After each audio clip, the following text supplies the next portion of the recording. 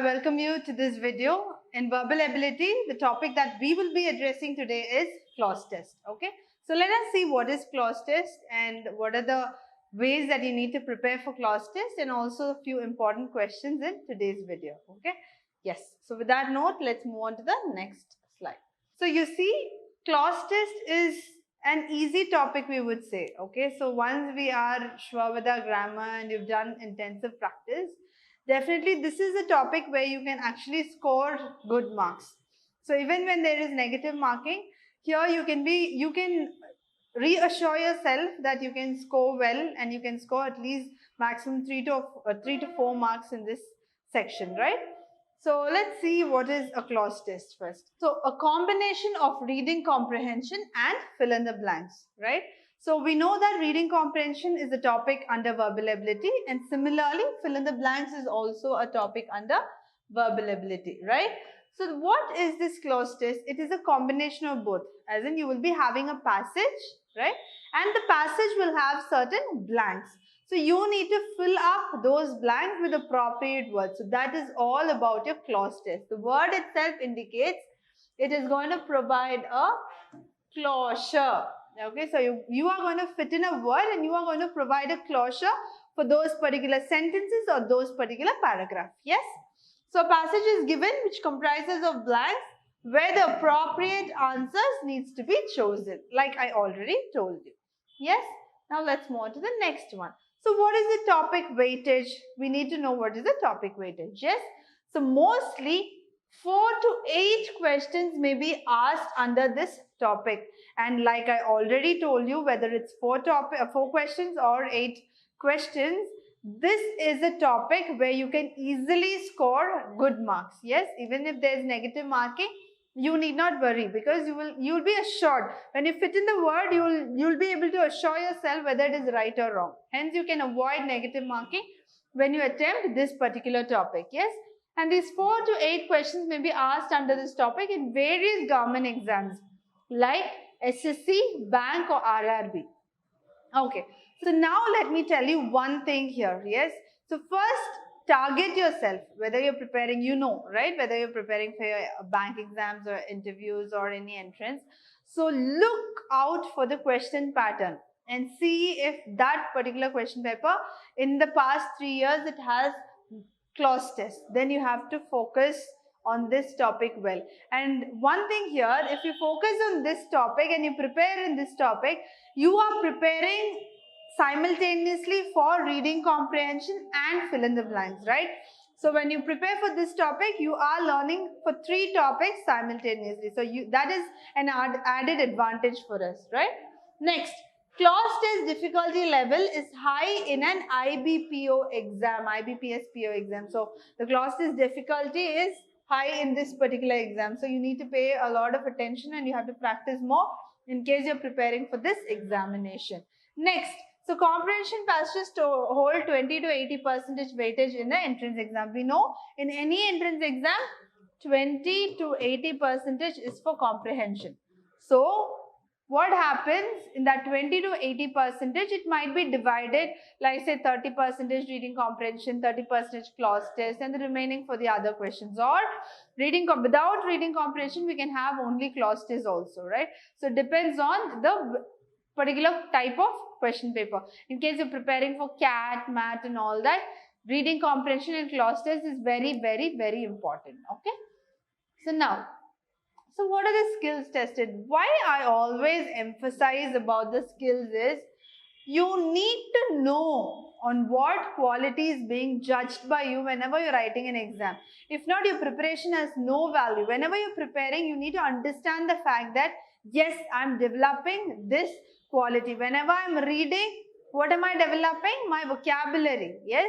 Whenever I'm listening, what am I developing? I'm developing my knowledge. Yes. So whenever I'm writing, what am I developing? My command over the language.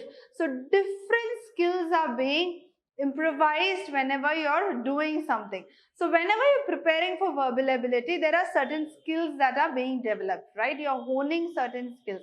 If that's the case, then what is the skills that are being tested and what are the skills that you need to be strong at when you are tested with the topic? Clause test is very important. Yes? So your first skill that's being tested is your reading skills, okay? Yes, because if we do not read, our vocabulary level, the knowledge in the particular language, everything is very low. So what happens? We will not be able to attempt any questions, and thus we will be, we will be scoring very low marks. Yes, that is the reason we have to read more, we have to practice more. Yes.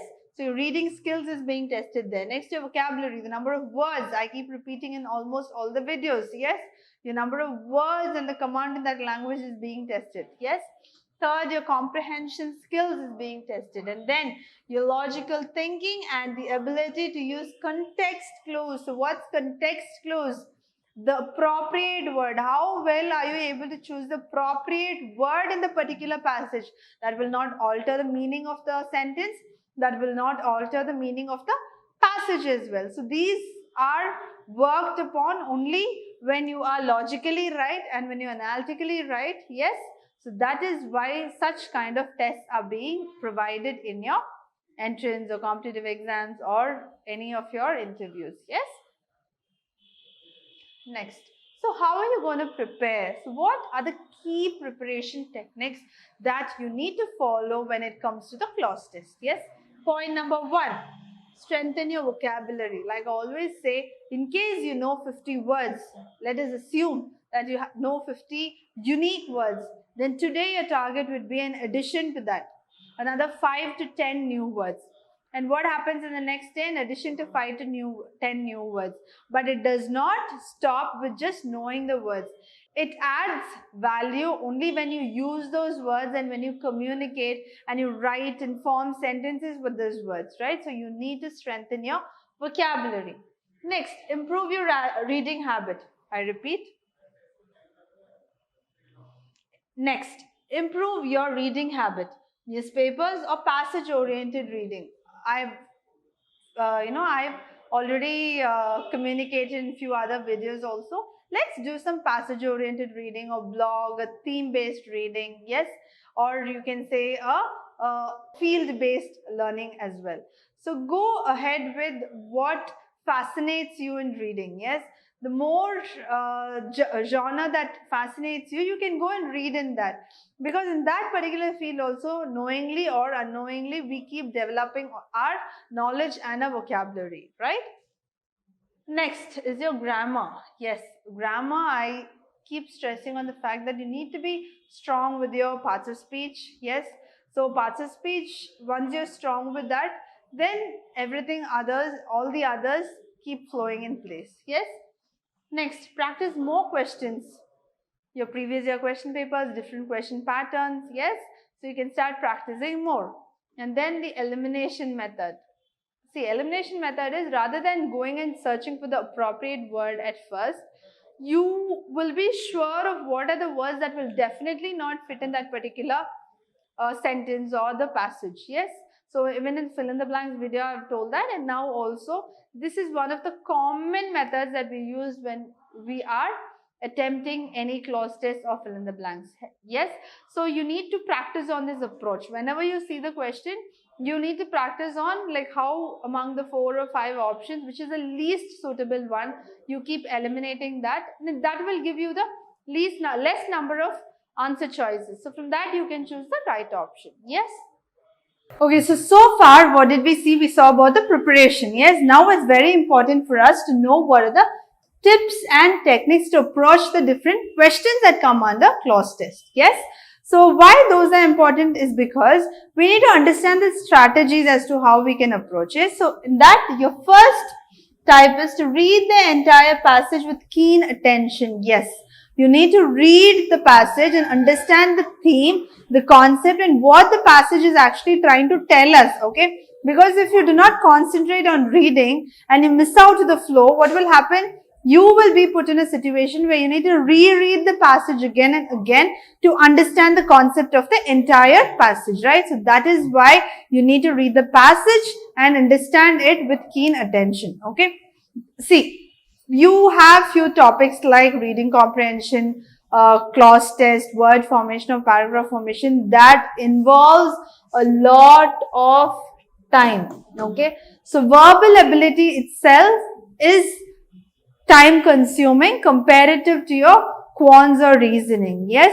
So when that is the case, you need to practice with a lot of time management skills. Yes. In case if you don't pay attention and keep rereading, what will happen? You will spend more than the estimated time that we have calculated in a particular question. And what will happen at the end? You might miss the chance of answering some easy questions that you were really sure of. Okay. So that is why you cannot just overdo with the topics. You need to solve question papers and practice whenever it comes to your exam preparation or your entrance or your competitive exam preparations, right?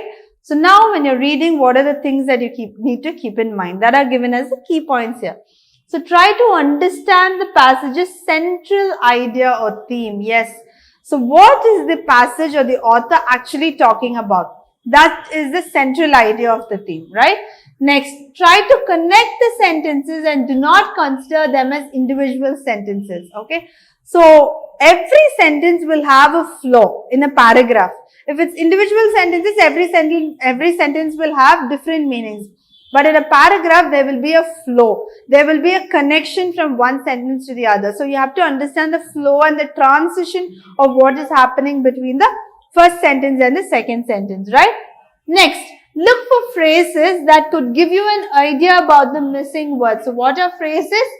Two or more group of words are called as phrases, right? So you need to look for phrases that could give you an idea about the missing word. Yes. So is there a connection? So what are the first group of words and what are the words that are after that particular blank? Okay. So is it giving me any idea? That is how you need to approach to that particular question, right? Next, identify the tone, the perception and the voice of the passage. Okay. So what is the tone of the particular passage that we need to know, and what is the perception and what view is the author actually talking in this particular passage? You have to have an understanding. Next, the voice of the passage, whether it is indirect or whether it's direct, whether it's active or whether it's passive. Yes. So you need to get an understanding of that. Yes. Next, try to fit in the blanks with your own choice of words. So this is very important. Before you could move on to the options, you need to come to a judgment as to what kind of words can actually fit into that particular sentence, right? So when you come up with those kind of words, you will be able to relate to the options very easily. So let's look at an example, okay? So his loud noise broke the dash atmosphere. So you can read that particular sentence. Okay, this is a clause test. We'll have a passage, but for your understanding, I'm giving you an example with a sentence. All right. His loud noise broke the dash atmosphere. So see, you have to get an understanding. So his loud noise, so he was loud and it broke something. Okay, it broke some atmosphere. So what can this loud noise break? Only if something is calm, yes, or if something is very silent, yes, or serene. So you have certain options. So you have to go for an understanding.